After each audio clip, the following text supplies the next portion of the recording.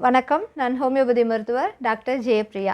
இந்த வீடியோவில் நம்ம சைனஸ் பிரச்சனை பற்றி தான் பார்க்க போகிறோம்.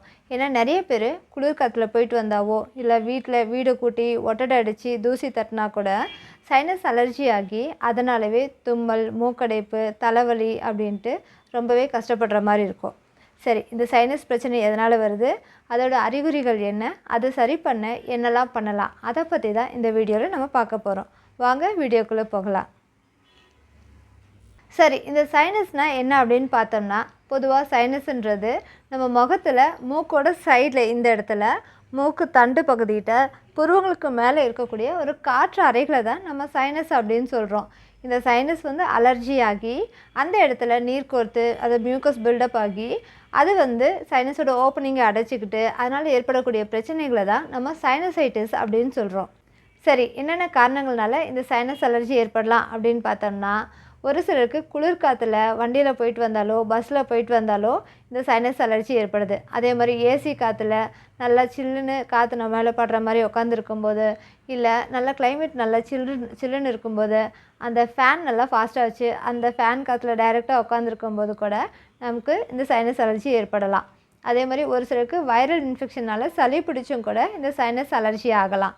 அதே மாதிரி ஒரு சிலருக்கு வீடு கூட்டுறப்போ, ஒட்டடை அடிக்கிறப்போ, தூசி தட்டுறப்போ, இல்லை ஏதாவது புகைப்படுற மாதிரி இருக்கிறப்போ, அந்த மாதிரி காரணங்கள்னால கூட டஸ்ட் அலர்ஜினால் இந்த சைனஸ் அலர்ஜி ஏற்படுது. அதே மாதிரி ஒரு சிலருக்கு மூக்கில் சத வளர்ச்சி இருக்கும் இல்லையா, அந்த மாதிரி கண்டிஷனில் மூக்கோட தண்டு வளைஞ்ச மாதிரி இருக்கிறது, அதாவது டீவியேட்டட் நேசல் செப்டம்னு சொல்லுவோம், அந்த கண்டிஷனில்.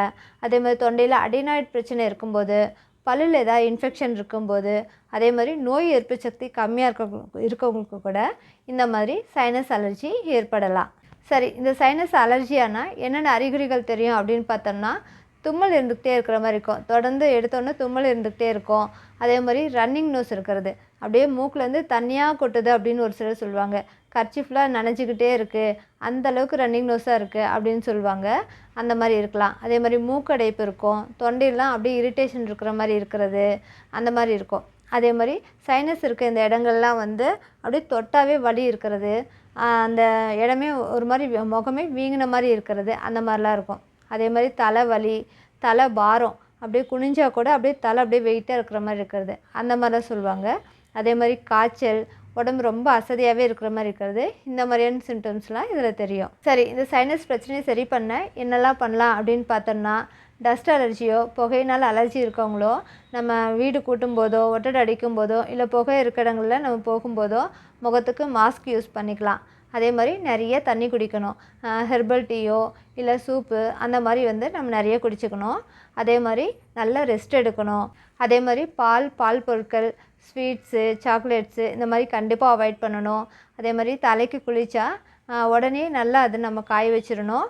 அதே மாதிரி தொந்தரவு ரொம்ப அதிகமாக இருக்க பட்சத்தில் நம்ம நல்லா ஆவி பிடிக்கலாம்.